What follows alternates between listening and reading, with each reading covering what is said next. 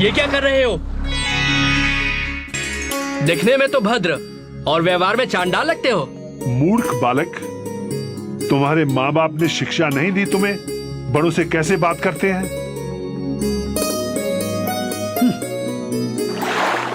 जाओ और अपने माता पिता से पूछ कर आओ कि इस ताल को गंदा करके तुम कौन सा अच्छा काम कर रहे हो। जल गंदा नहीं करूंगा तो हाथ पैर कैसे धोऊंगा? शीघ्र ही इस ताल से निकलो।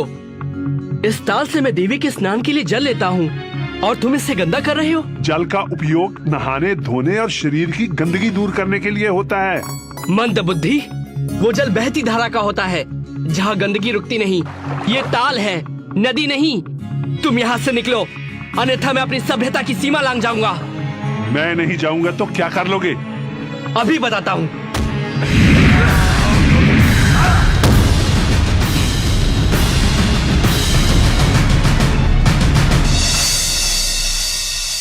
मैं बच्चों पे हाथ नहीं उठाता,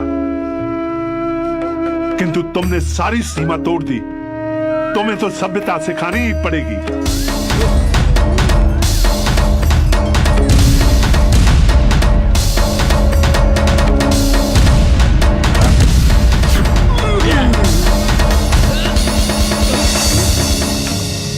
कैरोवत्स, ये तुम क्या कर रहे हो? प्रभु, इसने पूजा का जल अपवित्र किया है, मैं इसे दंड दूंगा। ऐसा मत करो वत्स, ये महाबली भीम तुम्हारे दादा हैं। मेरे दादाश्री भीम? हाँ पुत्र।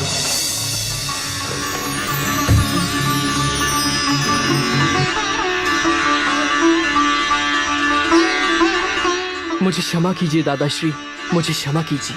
तुम मेरे पौत्र हो, मेरे घटोत्कच के पुत्र। हाँ दादाश्री, मुझसे अनजाने में ऐसा अपराध हुआ है जिसकी कोई क्षमा नहीं। नहीं पौत्र नहीं, भूल मुझसे भी हुई है। मैंने भी बड़े होने का कोई अच्छा परिचय नहीं दिया। मेरे लिए मात्र जल था और तुम्हारे लिए पूजा का स्थल, इसलिए भूल जाओ जो भी हुआ। कैसे भूल जाऊं दादाश्री? मैंने अपनी शक्ति का दुरुपयोग किया, वो भी अपने दादाश्री पर। मुझे इसके लिए अपने आप को दंड देना होगा। नहीं पौत्र नहीं, मैंने तुम्हारा बाल्यकाल नहीं देखा। हर पौत्र बाल्यकाल में अपने दादा पे हाथ उठाता है। मन मैला न करो पौत्र, हमारा मिलना शायद इसी प्रकार लिखा था।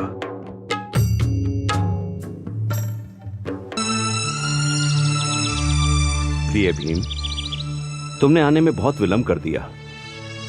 और ये भ्राताश्री, ये बर्बरीक है, मौरवी और घटोत्कच का पुत्र।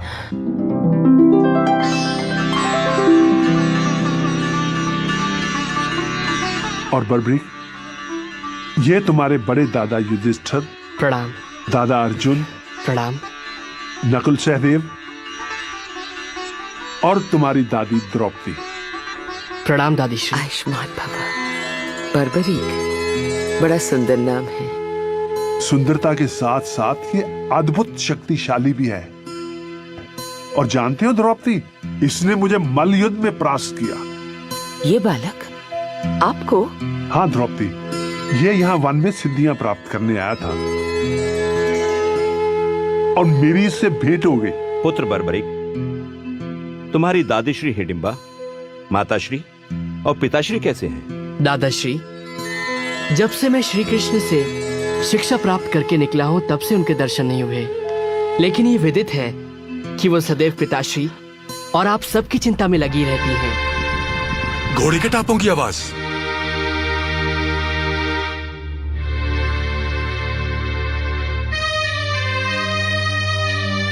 भ्राताश्री, लगता है दुर्योधन के सैनिक हमें ढूंढते हुए यहां तक आ पहुंचे हैं।